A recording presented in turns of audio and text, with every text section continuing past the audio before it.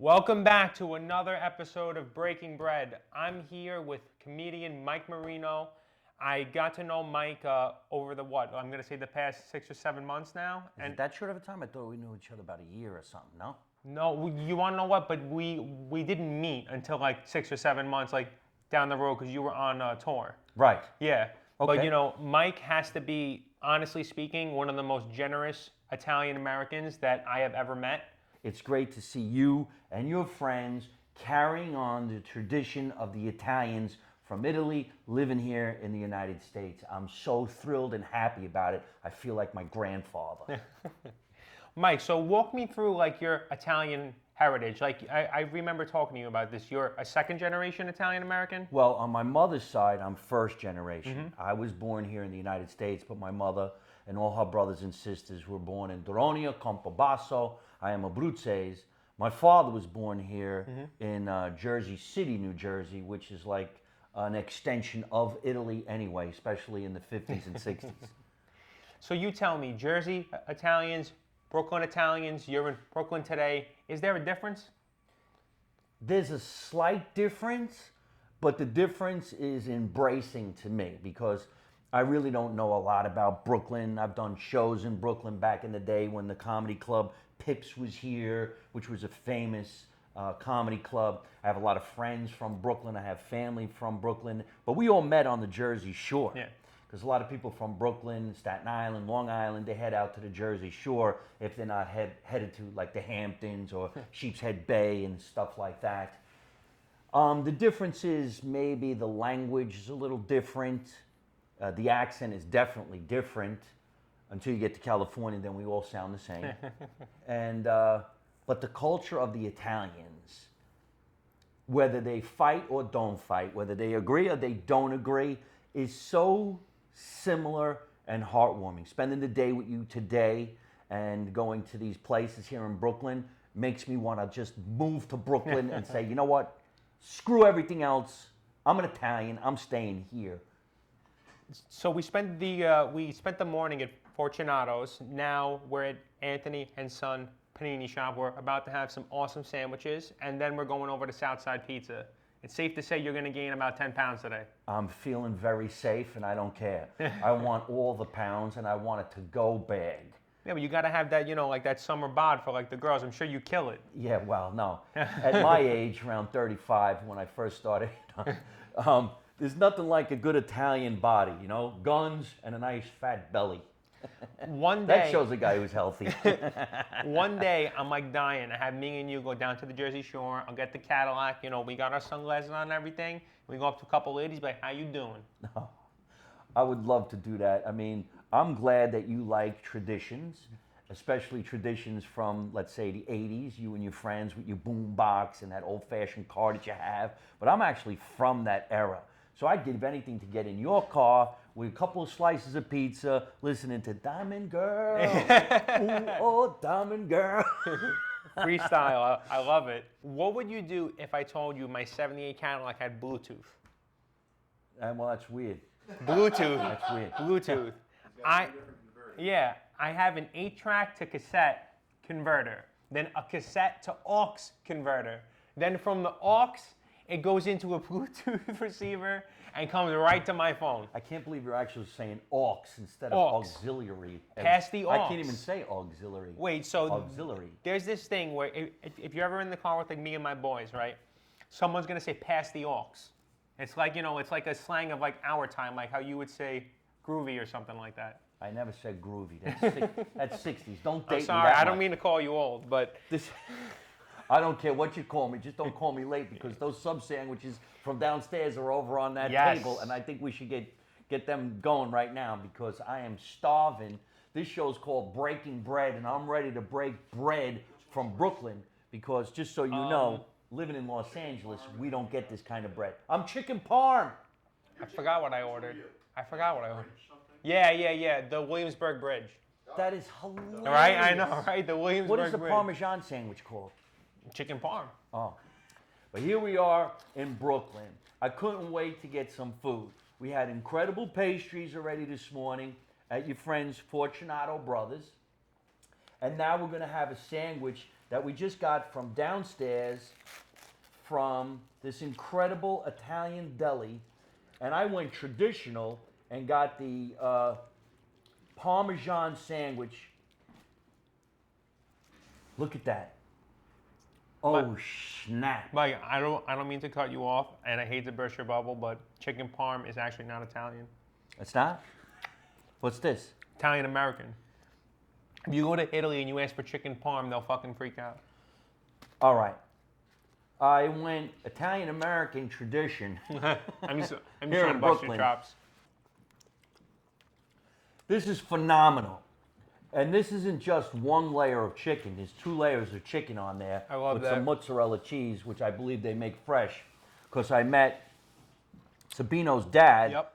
at Anthony. the, yes, Anthony, at the Soprano's Club. house. And they made the mozzarella in front of everybody, as far as I know. It was hot. So I saw this thing, and you would have gotten a kick out of this. I saw that Sabino posted a video where his dad opened the trunk of their car. They just got off a flight. He pulls out a fucking, like, a smorgasbord of, like, cold cuts that he smuggled on the plane, I guess, that you can say. Isn't that crazy? That's like, no, like, if you actually have to think about it, like, you can get in trouble for that. Like, that's wild. He took it on the plane or underneath? Underneath. That's not illegal. Really? It just stinks. You go to baggage claim, and people are waiting for their bags, and all of a sudden you see people going like this. Is that super sad? No. Wait a minute. That's baccala. And it's so funny that you said that. Yesterday, on my flight home from Pittsburgh, I'm sitting there. It was my first time ever sitting in first class. I could afford it because it was Pittsburgh and it costed like extra nothing. So I'm sitting there and I get this smell of fish, like fried fish. And I have a mask on. I'm like, it's coming through the mask. Like, that's how strong it is. Sitting there, and I think that I'm going crazy. I'm like, who the fuck has fried codfish on like a plane? Sure enough, the guy next to me goes, "Did you eat any fish?" I'm like, "No." So I like turn around. Someone bought, I think it was from Shake Shack or something, a whole fucking fillet of cod on the plane. The plane stinks of fucking baccala. And not the good kind of baccala, the bad kind of baccala. Stinks. Why? Is there a good kind of baccala? Never- I don't want to piss off any Italians that are watching this show right now. But you know what? Somebody asked me once on a show.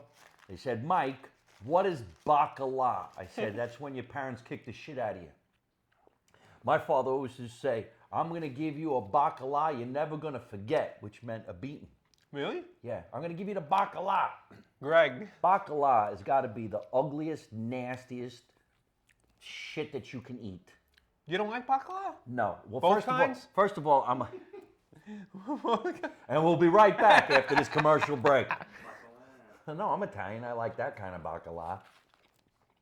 I don't eat fish. I'm actually allergic to fish. Really? I didn't know that So about you. anything that comes out of the water, I can't have. So on Christmas Eve, young Michael had to go to his room, and my mother would make me a special plate of broccoli gavadil. And that's the way we said it, gavadil. I never said cavatelli, so if we go back to your friend's place, he could yell at me about that too. We said broccoli gavadil, or spaghetti aglio, which is spaghetti in oil. I don't know how you say it, but that's my mother's accent. I'm sorry, olio. dialect. Yeah, ale olio. Olio? Ale olio. I could just assume that is correct. I'm gonna Italian hope. pronunciation. I'm gonna hope, but wait. So like back to the thing. Back to the baccala. You like when you're like talking to one girl, you like never called her like a baccala. We were on vacation this week, and we were trying to explain to these two girls. One was from Astoria, one was from Toronto. We were making jokes about baccala like the whole night, not to like them, but at our own table.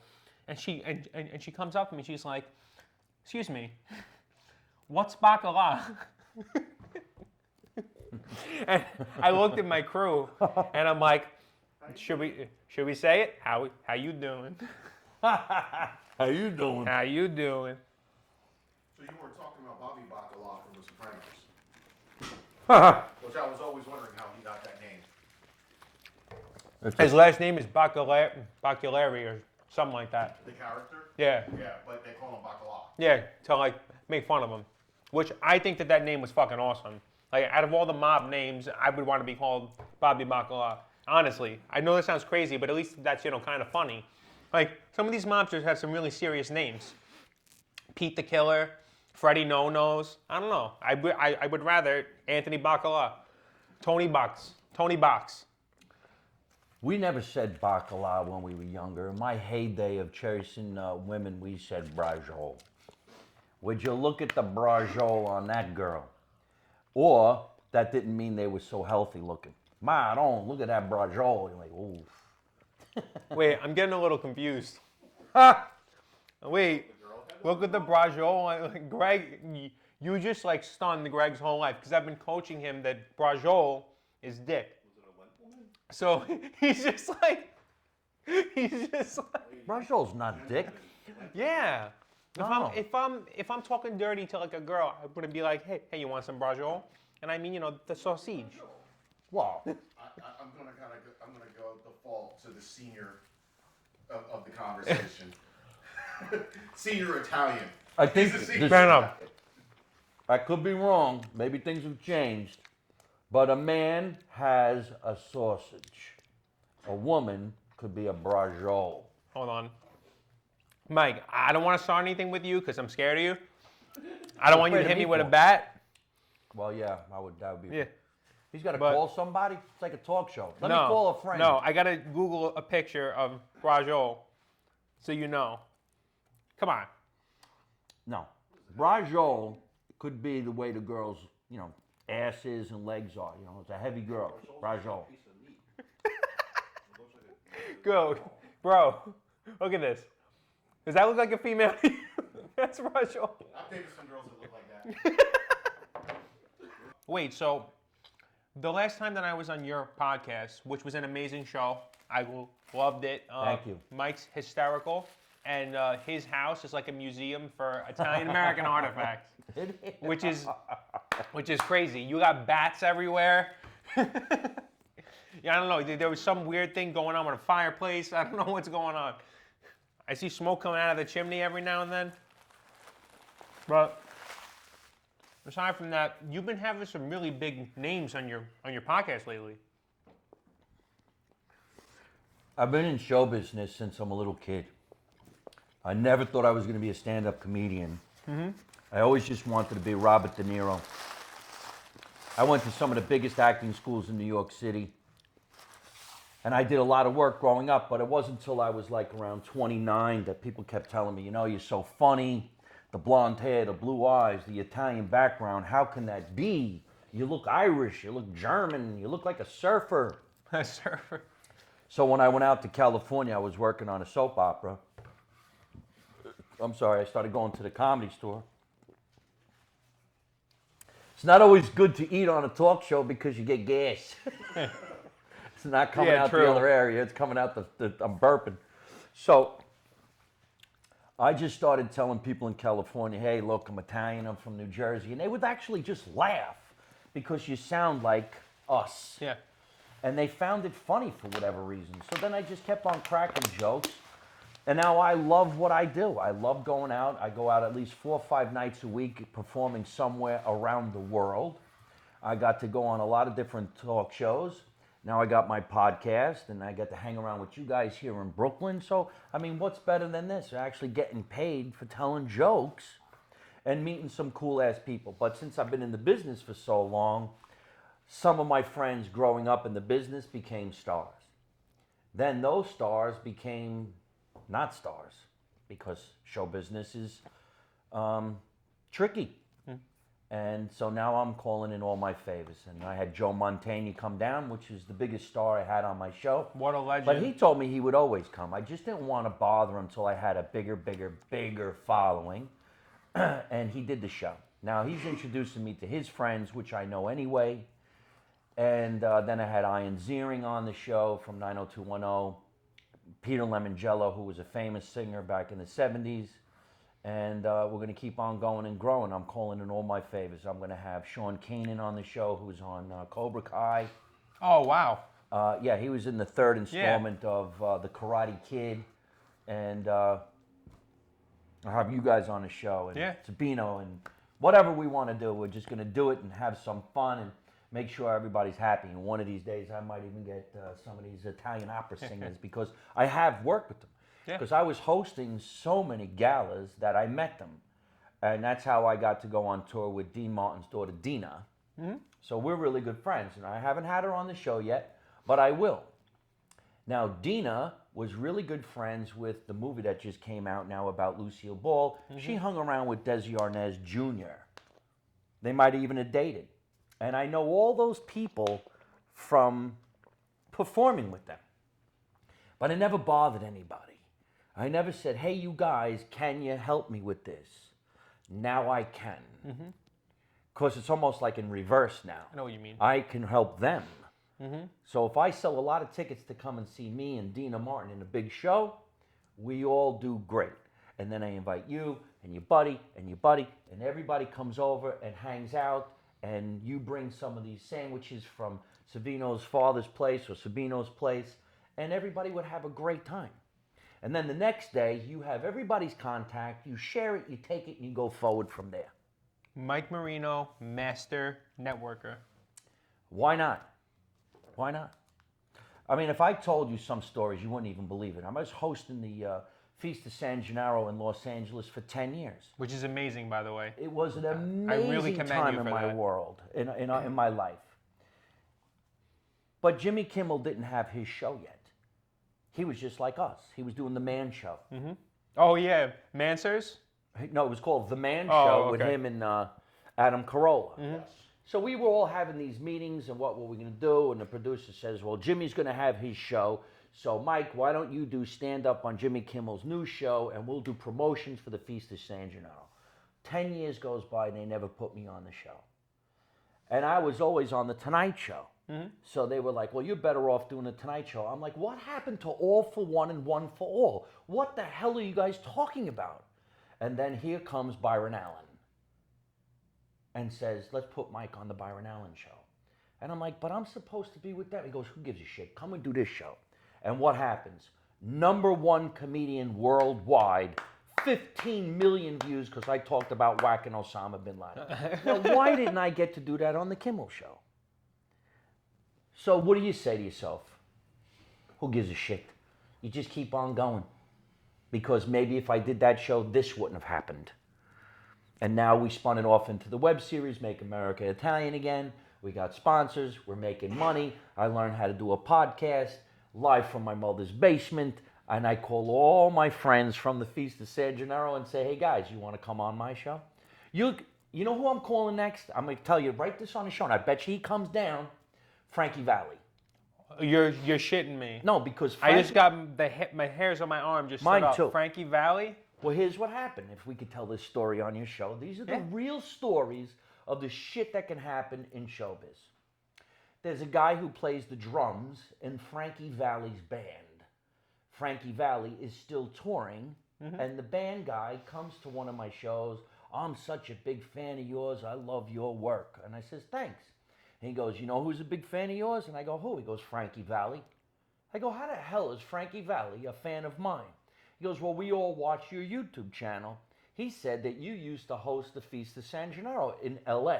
And I'm like, that's right, I did, but I never talked to him too much. Hello, how are you? And he goes, yeah, no, we're all really big fans. So time goes by, and I'm performing at NJ in Newark, New Jersey. It's my first time performing there. And I'm going in on Saturday night. So who's performing there on Thursday? Frankie Valli.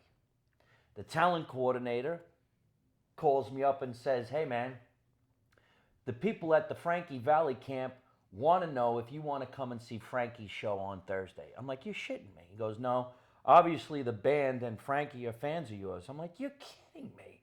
He goes, no, in fact, the drummer wants tickets to your show. I'm like, damn. So me, my director, and my producer, we go see Frankie Valli on Thursday night. 3,000 people were sitting in the front. What a show. We get invited backstage. You put your wristband on, and here comes the drummer. And he says, Mike, it's so great that you came. Hang out. Have your picture taken with Frank. Now, there's 50 people backstage. I feel like I'm never going to get anywhere near him. And we waited and we waited. You should always wait if you're invited, because sometimes entertainers get hammered by fans, right? 20 minutes goes by. I'm ready to leave. The drummer goes, don't leave.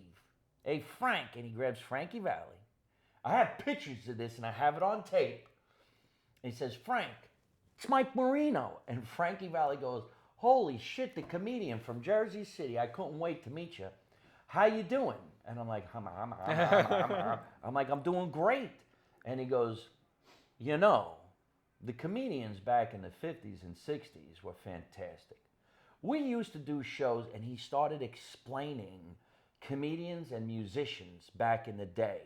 And I'm telling you, 50 people staring, listening to him, never said a word. I'm fucking saying to myself, holy shit, Mom, thank you so much.